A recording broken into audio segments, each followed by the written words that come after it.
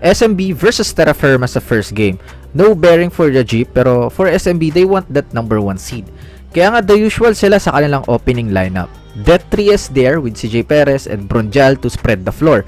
And dito pa rin tiwala si Coach Leo, and it's okay. If ain't broke, don't fix it.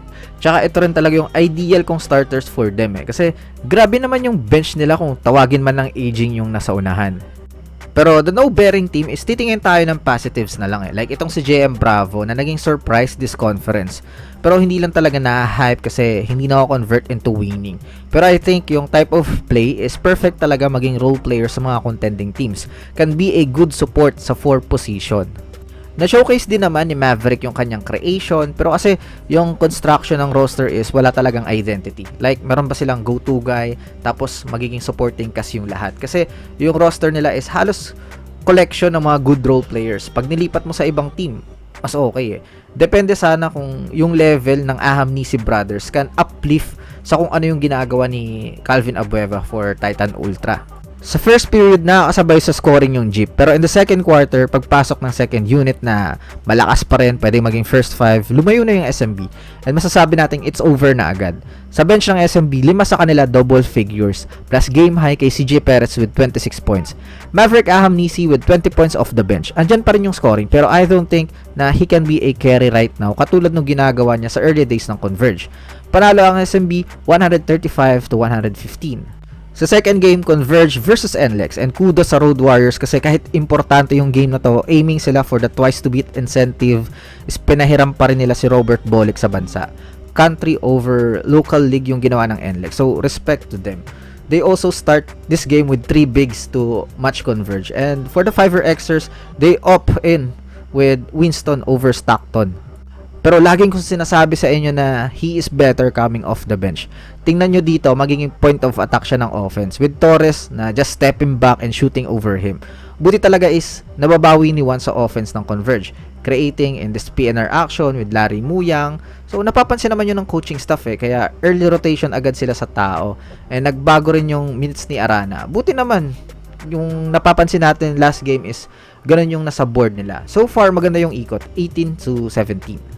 In the second quarter, ito yung para sa NLEX. A lot of points came from transition, yung recognition nila to have an early attack kasi pag may 2 bigs yung Converge, disadvantage yun sa transition defense. Depende kung tatakbo lagi yung dalawang Justin. With that, na-convert ng NLEX yung ganong situation and naging advantage for them. Kaya nakuha rin nila yung quarter na to and the whole first half. Which is okay kasi wala naman sa kanila yung half-court setter nila ngayon. In the second half, it was really fun to watch kasi nakaka-build na rin talaga tong NLEX kahit laging nakukunan ng pieces. At least nakakapalag pa rin. Sa endgame, meron pa rin alas na napupuntahan when they needed a bucket. And he did not disappoint with this signature sidestepping move. Pero yung reads ni Juan sa PNR defense is superb.